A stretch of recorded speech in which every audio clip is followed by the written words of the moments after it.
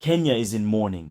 The sudden passing of Raila Odinga, political icon and historic leader of the opposition, has shaken the entire country. While thousands of citizens had gathered to pay tribute to him, the streets of Nairobi quickly became the scene of chaos and violent clashes between security forces and grieving supporters. Raila Odinga passed away on October 15th in India, where he was receiving medical treatment. According to sources close to his family, the former Prime Minister is said to have succumbed to cardiac arrest during a morning walk. Kenyan President William Ruto, his longtime political rival, expressed his deep sadness, calling this loss immeasurable for the nation. In a solemn message, he praised him as the very embodiment of patriotism and dedicated leadership before announcing that flags would be flown at half-mast until the day of the national funeral. For the Kenyan people, Raila Odinga was not just a politician, he was a symbol.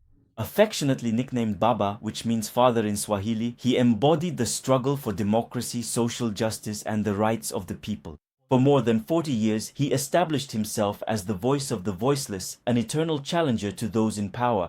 As soon as news of his death broke, a human tide converged on Nairobi. Huge crowds gathered around the airport and parliament, waving tree branches, a traditional symbol of mourning and resistance. Given the scale of public emotion, the authorities decided to transfer the former Prime Minister's body to Kasarani Stadium, the largest in the capital, to allow the public to pay their respects before his burial, which was scheduled to take place in his native region of Bondo. But the commemoration turned into tragedy. What was meant to be a solemn ceremony became a bloody confrontation. According to witnesses, tensions rose when thousands of people left outside the stadium due to lack of space, tried to force their way through the gates to see the body. The security forces then responded with tear gas, rubber bullets, and, according to several local sources, live ammunition. Panic-stricken, many participants tried to flee the stadium, causing a stampede. The provisional toll reports at least 3 injured, although the authorities have not yet released official figures. The death of Raila Odinga marks the end of a political era in Kenya.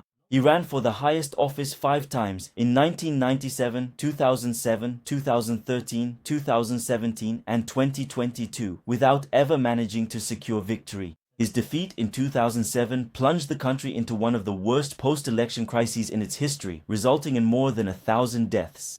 This conflict ultimately led to a power-sharing agreement, negotiated under the auspices of the UN and the African Union, which allowed for the creation of the position of Prime Minister, a role Odinga held from 2008 to 2013. Even after the end of his term, Raila Odinga remained an essential figure in Kenyan political life. In 2022, he once again faced William Ruto in a close election, which the latter won with 50.5% of the vote against 48.8%. Challenging the results, Odinga appealed to the Supreme Court without success, before calling for several demonstrations against the rising cost of living and the government's fiscal reforms.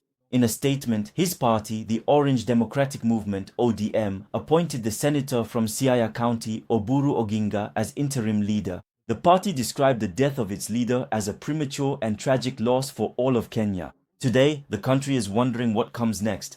Who will succeed this political giant whose voice resonated beyond borders? While some see his passing as a moment for reflection and unity, others fear it may rekindle the social and political tensions that have been simmering for years. One thing is certain, the name Raila Odinga will remain etched in Kenya's collective memory as that of a man who, despite defeats, never stopped believing in democracy.